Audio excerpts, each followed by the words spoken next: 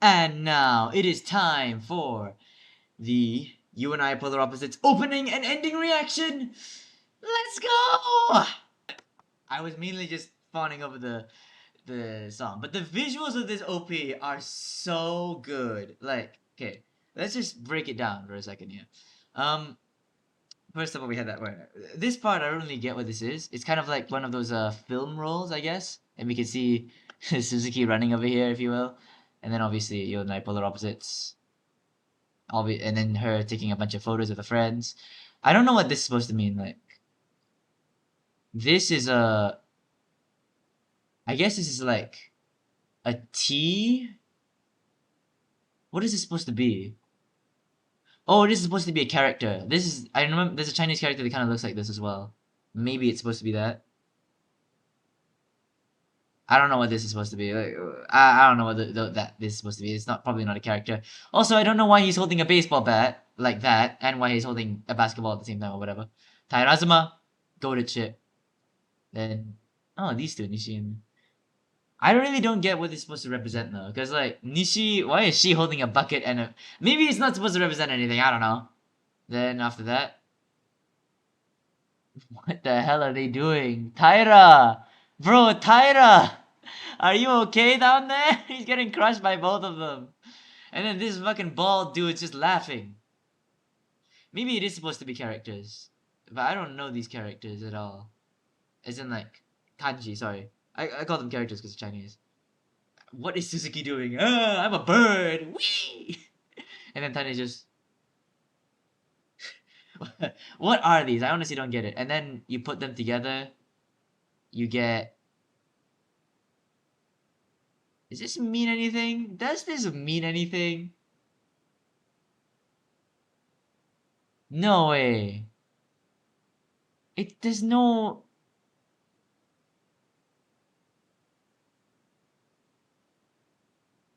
Wait, okay, let's... You and I polar opposites. Say hantai if you don't know.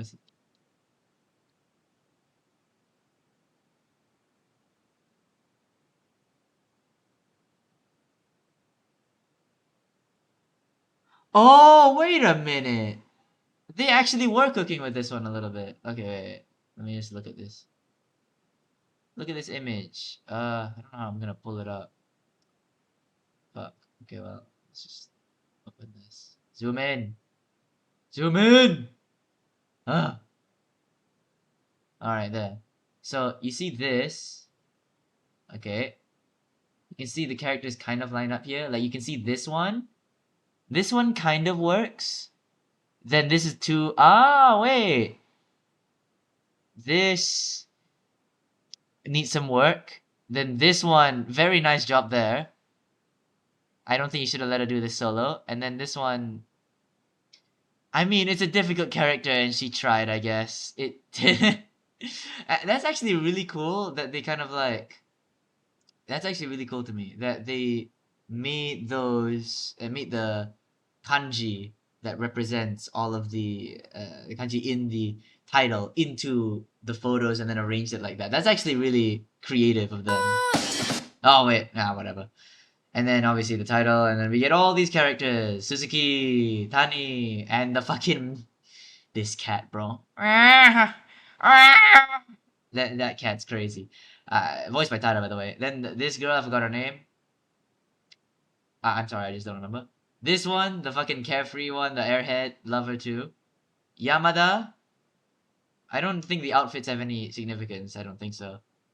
So maybe it's supposed to be matching with the person you get. Taira, Azuma, okay, and then Nishi, and I forgot her name. Alright, 1, 2, 3, go. Obviously those two.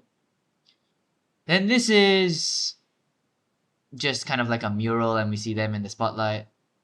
Just, I don't think it means much aside from that. Then a lot of, this OP loves to do like, what's it called again?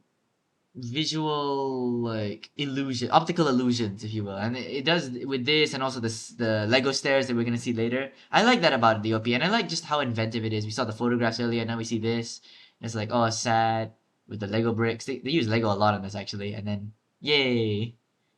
And then this is kind of vile. I have no idea how that makes a heart, by the way. Like, how does this make a heart?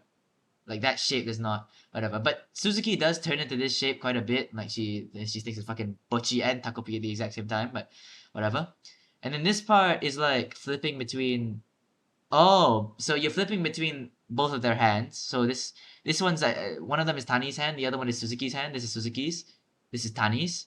Okay, because you're flipping between them so much, just it makes it seem like they're both. Ah, fuck. It makes it seem like. Let me get back to this. It makes it seem like they're both doing the love together. They're both making one half of it. That's fun. Then this part, obviously, he's in there, and this part. Remember the lyric here is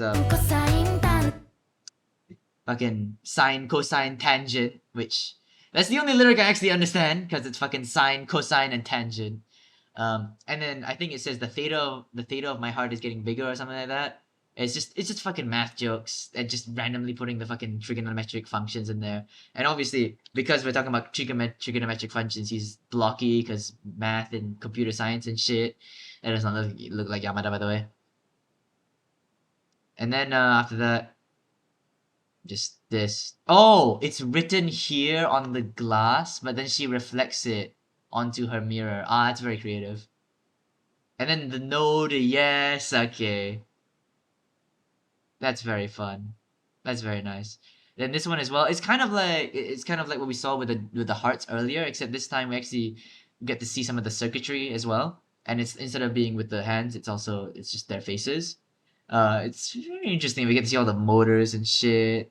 Like, it really does make this feel like a school project. It has that kind of collage vibe, if you will. Like, just bunch of high schoolers and stupid shit with the beginning with the photos, making the characters and the Legos and this and the heart part, like I said before, and the no and the yes. It's just really fun.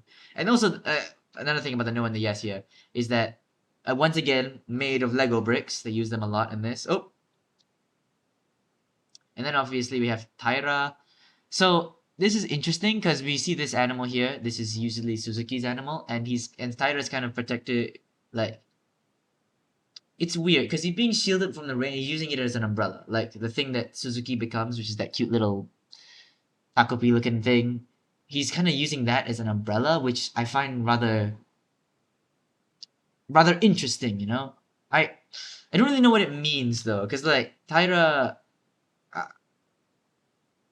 he doesn't really. Ah, fuck. He's quite a loner. I accidentally pressed the play button, but he's kind of a loner, and so the fact that he's doing like being shielded by an umbrella made of Suzuki's like cute expression here. I don't get that. I mean, maybe it's supposed to signify Suzuki and like her pure-hearted love, but then why is he using an umbrella? I guess because like he's being shielded against loneliness and that he used to be lonely and now he's kind of in with the popular kids. But then again, the umbrella he has to use is the really cute, wholesome romance that Suzuki and Tani have together, which I guess makes him uncomfortable. We can see his expression here. So it's like, okay, I'm shielded from the rain that is the rain loneliness, but I have to deal with this shit or something like that. I don't know. It doesn't all have to have a meaning, okay? And then obviously Azuma getting blown by her fan. I don't know what that means. And then this part with the visual as well. I have no idea how that works, by the way. Like why they turn towards each other after the. Like, I get there's probably some refraction of light here, but I don't think light can reflect that much. But either way, it's very nice visuals as well. And then this girl with the that's fun. What else is there? Then this part, first of all, there must be a filter on that phone because we can see the background is dark, but the phone makes it light. And then I have no idea how they pulled that off. I'm not gonna lie, I have no idea how they did that, but okay. Maybe they just made her hidden to the phone. I don't know how they would do that though. Just then Taira and Azuma, best ship of the show, best ship of the show.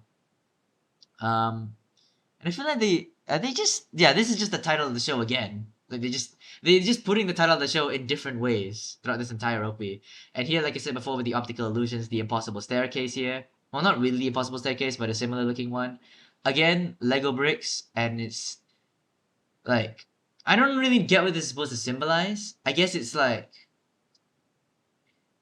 because they both put each other on a pedestal. I guess they both kind of revere each other, and they sort of think the other one is doing better and admire the other person. So, for example, Tani admires how Suzuki just kind of is so like open and like is able to talk so much and talk her mind a little bit. Um, but Suzuki is like admires what Suzuki admires about Tani is that he's able to. He's kind of like a sigma like lone wolf. He doesn't really need anyone. He's able to speak his mind a lot. He doesn't really care about other people, but in the end, they're both really more equals than they think. And so while they both put each other on these pedestals, it actually, in actuality, they're both in the same exact position. Maybe that's what they're trying to say here, or it's just a fun visual.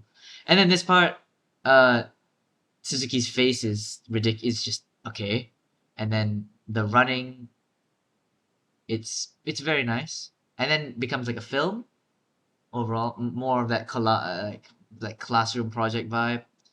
And then again with the hearts, I think is I might be wrong, but what is that? Random. I don't want anything random. Okay.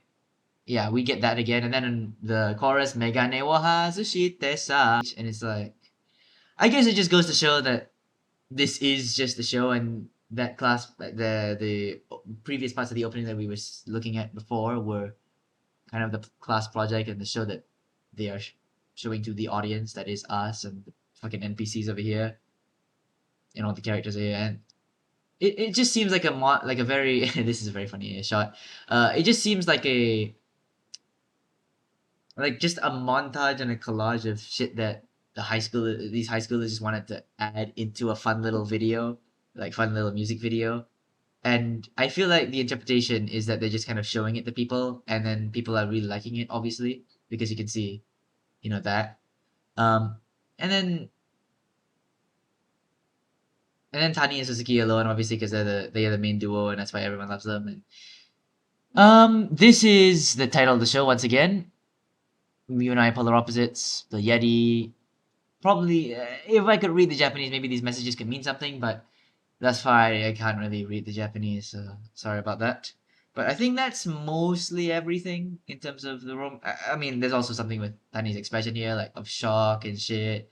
Because I guess he's kind of fitting into this new world that Suzuki is kind of introducing him to, like the world of like the popular kids, if you will. Where before, because before he was just kind of a loner, but now he's in with them and he's kind of in awe at this world and how people seem to accept him because everyone's raising their little phone lights at Tani because they they like him and they like Suzuki as well. It's just I don't know. There's probably some fucking deep meanings to this OP. I don't fucking know. I'm just here to watch it and enjoy the songs, okay? But up next is gonna be the ending, alright? So stick around for that. Alright, now it's time for the ending reaction for you and I, polar opposites. Let's hit it. Okay, these are obviously Suzuki's earrings and Tani's little glasses. And we see the fan could be the Azuma fan from the opening, and this wand could be, and this gun could be from the Bubbles episode. I remember that one. Probably some other stuff like with the food and some shit. Ah, the cafe that they did for the school festival. Taira and Azuma, best ship in the show. I don't know what the balls are. Ah, the bread stickers that allowed for Nishi and Yamada to bond over. That's what this is called. I love a little you know that one's really nice. This song is also nice. I like the song as well, but it's just I prefer the OP song. It's much better. Isn't this the energy drink that she tried to melt by banging on Suzuki's table? That was just why mind. And then the vending machines over here, Suzuki usually gets a drink from this stationery. Yeah, a bunch of the bubble shit. I think what's this? The bubble shit. Yeah, we can see some bubble shit here. Yeah, literally a bottle of bubble juice or whatever. Bowling pins from that episode as well. maybe some other stuff like with this little propeller and I don't know. There's an episode I forgot about. I don't know what these vegetables are, and I don't know why this cucumber is really funky. This is Tyra's company. It's very nice, and see this girl on the motorcycle, and she's changed to this outfit that she didn't want Tani to see. That's a nice photo. But Tani's gonna be there. No, I thought Tani was gonna meet her, in that outfit to show like them breaking down their barriers and showing each other the sides that they don't want each other to see. But what is this? Is this? I think this is Tani's room. And this is the library. Nishi! She's in the photography club. Remember that. She's taking photos right now. The bowling alley and Taira Azuma.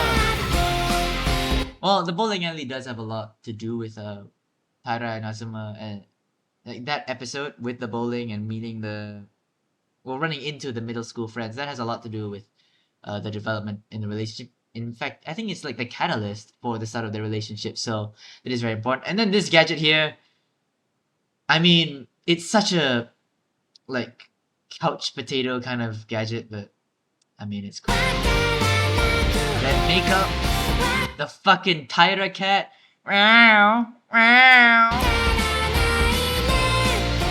The bubbles, Yamada.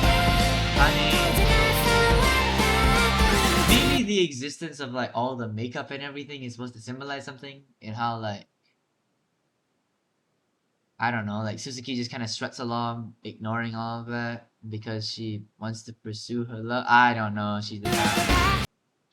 Honestly, really, really good ED and a really good OP. The OP was a little bit better, but I nonetheless respect the ending of this show as well. They are both incredible, absolutely amazing, and I fucking love Polar Opposites. Soundtrack's incredible, characters are incredible.